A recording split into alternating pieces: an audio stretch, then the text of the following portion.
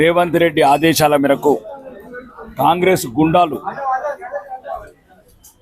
మరి వారితో పాటు సంఘ విద్రోహ శక్తులు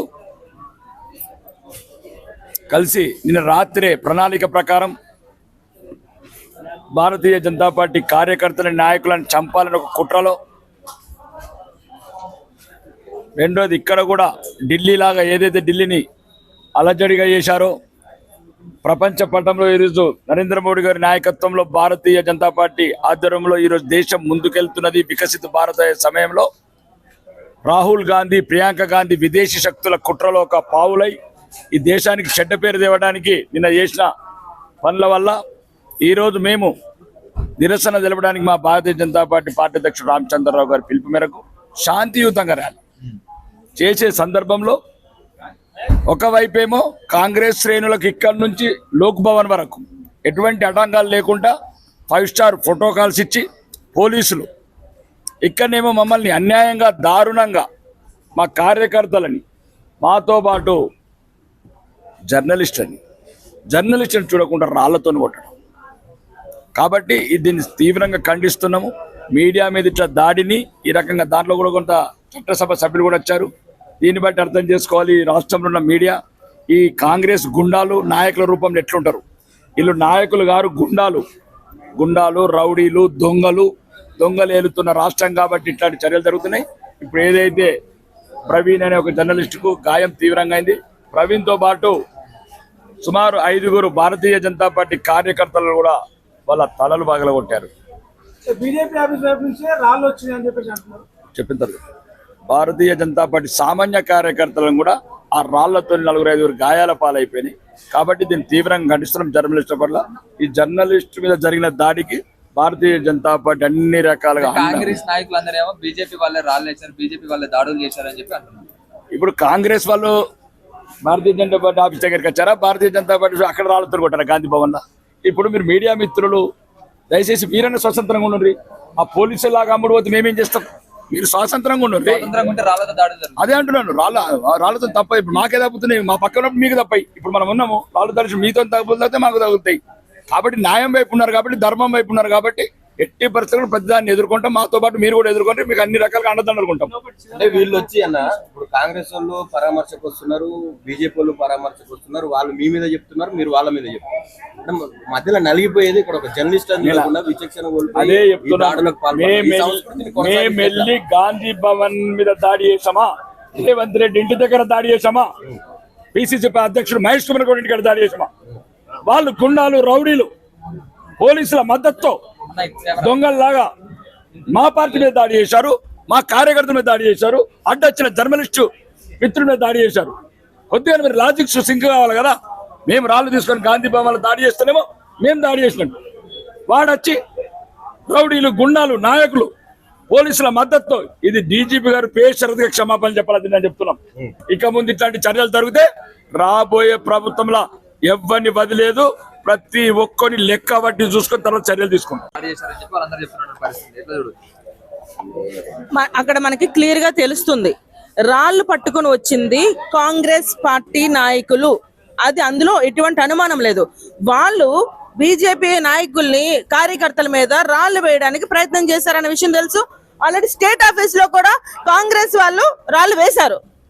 అంటే రాళ్ళు ఎవరు తెచ్చినట్టు ఇక్కడికి? కాంగ్రెస్ పార్టీ వాళ్ళు రాళ్ళు తీసుకొచ్చారు. భారతీయ జనతా పార్టీ వాళ్ళు తేలేదు కదా, మేమైతే వెళ్ళలేదు, వాళ్ళే మా దగ్గరికి వచ్చారు. సో దాంట్లో భాగంగా వాళ్ళు ఎవరు దొరికితే వాళ్ళ మీద రాళ్ళు చుడుతున్నారు తప్ప అక్కడ చిన్నపిల్లలు ఉన్నారా, పెద్దవాళ్ళు ఉన్నారా, మీడియా వాళ్ళు ఉన్నారా, ఎవరున్నారని ఆలోచన, common sense, minimum common sense కూడా లేకుండా రౌడీ రాజకీయం చేస్తున్నారు, గూండా రాజకీయం చేస్తున్నారు వీళ్ళు. అంటే ఇది మనం ఎక్కడున్నాం? ఏ రాజ్యంలో ఉన్నాం? మనం రౌడీ రాజ్యంలో బతుకుతున్నాం. ఆ పాలన ఇట్లా నడుస్తుంది. అంటే మేము మా పార్టీ ఆఫీస్ నుంచి ఒక అడుగు బయటకు పెట్టాలంటే బారికోడ్లు వేస్తారు, పెద్ద పెద్ద తాళ్లు కడతారు, వ్యాన్లు పెడతారు. ఏదో మేము ఉగ్రవాదుల్లాగా అంతమంది పోలీసులు పెట్టి మమ్మల్ని ఆపారే. మరి వాళ్ళు అక్కడి నుంచి గాంధీ భవన్ నుంచి మా పార్టీ ఆఫీస్ కి వచ్చినప్పుడు ఎందుకు అలా ఆపలేదు అన్నది మా ప్రశ్న ఇక్కడ. మరి వాళ్ళు ఆపాలి కదా, మమ్మల్ని ఎట్లా అయితే వాళ్ళు ఆపారో అదే విధంగా గాంధీ భవన్ ఉన్న వాళ్ళ కార్యకర్తలు అవ్వచ్చు, వాళ్ళ నాయకులు అవ్వచ్చు, మా సైడ్ రాకుండా పోలీస్ వ్యవస్థ ఎందుకు ఆపట్లేదు? వాళ్ళకు వర్తించవా రూల్స్? ఓన్లీ భారతీయ జనతా పార్టీకి రూల్స్ వర్తిస్తాయా? కాదు కదా, మరి వాళ్ళకు కూడా వర్తించాలి కదా. అంటే పోలీస్ వ్యవస్థ కూడా ఈ కాంగ్రెస్ పార్టీ నిమ్మకి నీరెత్తినట్టు ఎలా అయితే ఉంటుందో అదే విధంగా వీళ్ళు కూడా పట్టించుకోకుండా వ్యవస్థ కాంగ్రెస్ పార్టీ ఏం చేసినా కూడా అన్ని కరెక్ట్ వాళ్ళ దృష్టిలో. రాళ్ళు ఇచ్చుకుంటున్నా కరెక్ట్, కర్రలు ఇచ్చుకుంటున్నా కరెక్ట్, కత్తి పట్టుకొని పొడి చేసినా కూడా కాంగ్రెస్ పార్టీ చేసేది కరెక్ట్ అని మీరందరూ అనుకోవాలని చెప్పి వాళ్ళు ఈరోజు చేస్తున్నారు. అంటే ఎలాంటి ఏదైతే చర్చ జరుగుతుందో దేశవ్యాప్తంగా అటు నీటి విద్యార్థులందరూ ధర్మేంద్ర ప్రధాన్ కేంద్ర శాఖ మంత్రి రాజీనామా చేయాలని చెప్పేసి ప్రొటెస్ట్ చేస్తాను. దాన్ని దారి మళ్లించేందుకు కాంగ్రెస్ బీజేపీ రెండు నాటకం అని చెప్పి విద్యార్థులు కర్రల సాంప్రదాయాన్ని బీజేపీ ప్రేరేపిస్తుందన్నది పెద్ద ఎత్తున వాదన వస్తుంది. దానికి ఏం చెప్తారు? మరి రాళ్ళ సాంప్రదాయాన్ని వాళ్ళు ప్రేరేపిస్తున్నప్పుడు అంటే మేము అప్పట్లాగే గాంధీ ఒక చెంప మీద కొడితే ఇంకో చెంప చూపించమంటారా చెప్పండి? అలా చూపించా ఇప్పటికీ కూడా ఈ కాలంలో కూడా నువ్వు కొడితే కొట్టు ఇంకొక చెంప చూపిస్తాను మనం అడగలేం కదా.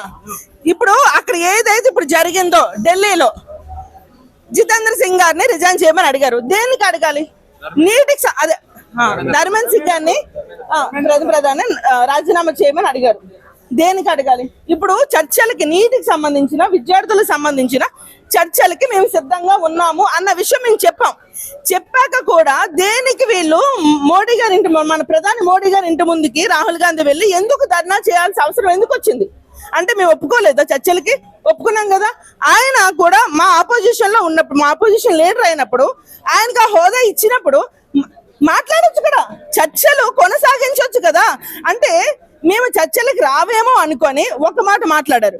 ఇప్పుడు చర్చలకు మేము అంగీకారం తెలియజేసిన తర్వాత ఈ రోజు వాళ్ళు మాట్లాడేదంటే పాకిస్తాన్ వాళ్ళు అడిగే డిమాండ్స్ వీళ్ళు మాట్లాడుతున్నారు.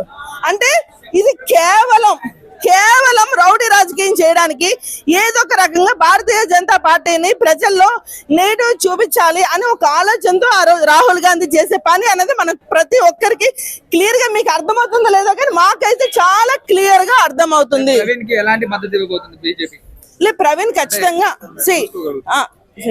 మేము ఇది చాలా బాధాకరమైన విషయం. మేము నా బ్రదర్ లాంటి వాడు ప్రవీణ్. యాక్చువల్ గా మాకు మంచిగా సపోర్ట్, మేము ఏ ధర్నాలు చేసినా కూడా తను ముందుండి, ఈవెన్ తననే కాదు అందరు మీడియా సోదరులందరూ కూడా మాకు ముందుండి మాకు సపోర్ట్ చేశారు. ఆ విషయంలో మాకు ఎటువంటి అనుమానం లేదు. ఖచ్చితంగా ప్రవీణ్కి ఏం కావాలో హెల్ప్ అనేది మేము ఖచ్చితంగా మేము చేసుకుంటాం. అందులో ఎటువంటి అనుమానం మీకు వద్దని నేను మీకు చెప్తున్నాను, ఎందుకంటే is like my brother. So ఇప్పుడు ఎందుకంటే మేము ధర్నా చేసాం, తను షూట్ చేయడానికి వచ్చాడు. మా షూట్ చేస్తున్నప్పుడు అనుకోకుండా ఇట్లాంటి జరిగినప్పుడు ఖచ్చితంగా మేము బాధ్యత తీసుకుంటాం తప్ప కానీ కాంగ్రెస్ వాళ్ళలాగా మేము వెన్న తిరిగి పరిగెట్టే రకం కాదు. కానీ ఇది కరెక్ట్ కాదు. రౌడీ రాజకీయం ఇకనైనా ఆపాలి, ఇకనైనా ఆగాలి. ఎందుకంటే అంతకుముందు ఇట్లాంటి రౌడీ రాజకీయం అనేది లేదు. కానీ ఇప్పుడు ఈ కాంగ్రెస్ పాలన వచ్చిన దగ్గర నుంచి ప్రతి చోట నిరుద్యోగులు అట్లానే హింస పెట్టారు, మహిళలు అట్లానే హింస పెట్టారు, ఆఖరికి జర్నలిస్ట్ మీద కూడా అట్లానే హింస పెడుతున్నారు. ప్రతి ఒక్కరిని కూడా వీళ్ళు హింసించే పాలనే నడుస్తుంది. కాబట్టి దయచేసి మీ మీడియా వారు కూడా కాస్త ఆలోచన చేసుకోవాలి. కాంగ్రెస్ పార్టీ వాళ్ళు ఎంతసేపు కూడా వాళ్ళ కోసం వాళ్ళు ఆలోచిస్తారు తప్ప ప్రజల కోసం వాళ్ళు ఆలోచించే పరిస్థితి అనేది లేదు అన్నది మేము వినిపించుకుంటున్నాం.